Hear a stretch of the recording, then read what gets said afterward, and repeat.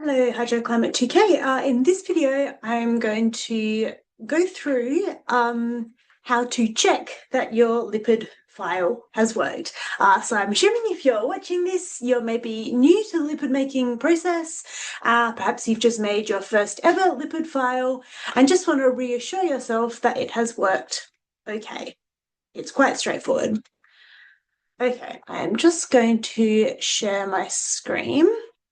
So the easiest way to do this is actually back in the lipid playground where you originally made your lipid. So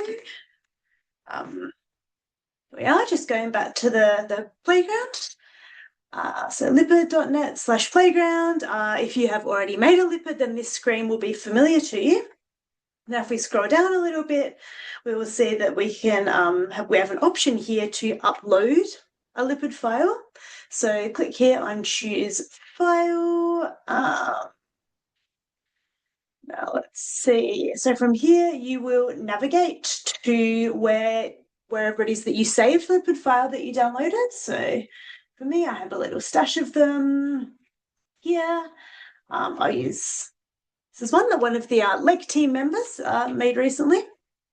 So we'll see it's got the .lpd, the extension for lipid file. Open that. And you can see that a few things have happened immediately. So that lipid has loaded in. You can see that the playground has dropped a pin at the location of that lipid. So this indeed is correct. So that's the first thing you want to check, that this pin has been dropped in the place where you expect. And then if we scroll down a little bit, you can see it's loaded in the bits of information from that lipid. So we've got the dataset name, the archive type, the latitude and longitude, site name, and the data. So once you've checked that all of this looks okay, so the location looks good, the site name looks good, probably the easiest way to check that the data have been entered correctly is up here in the inbuilt plotting widget. Very handy. So if I click here and graph, it'll swap across to this view here, and you can see here there will be one tab for each paleo data measurement table that you entered.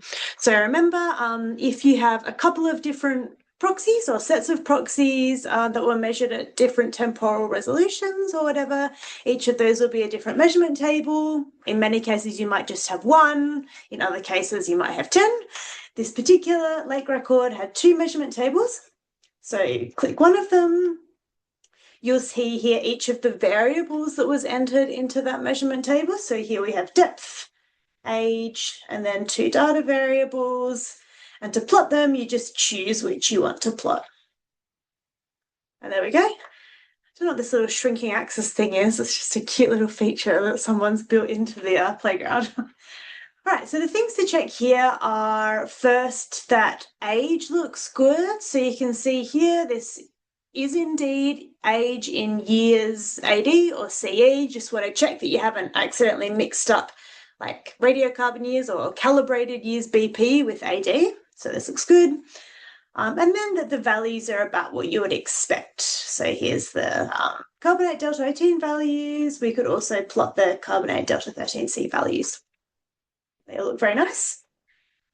If for some reason these variables had plotted on the wrong axes, there's this button here you can press to swap the X and Y axes. All right, so we can check the second measurement table. Again, we can see we've got all the expected variables listed here. Have a look at age versus delta 13C of the organic matter. Again, this looks like as the axes slowly slide to what they should be, this looks like they're going to be about the right variables. The age axis looks correct. We have to wait until it's finished sliding. There we go. The carbon to nitrogen ratio. And that's it. It's as simple as that. If everything looks fine, you can just click out of this without doing anything else. If something looks off, like maybe you had the units wrong for the ages or the names wrong on your variables or something, you can just scroll down and adjust them here and then re-export the lipid when you're done. Don't worry about this. These errors they're not really errors, they're sort of warnings. You can ignore them. The only one that really matters here is this green valid lipid file. All of this you can safely ignore. So that's it. Happy lipid making.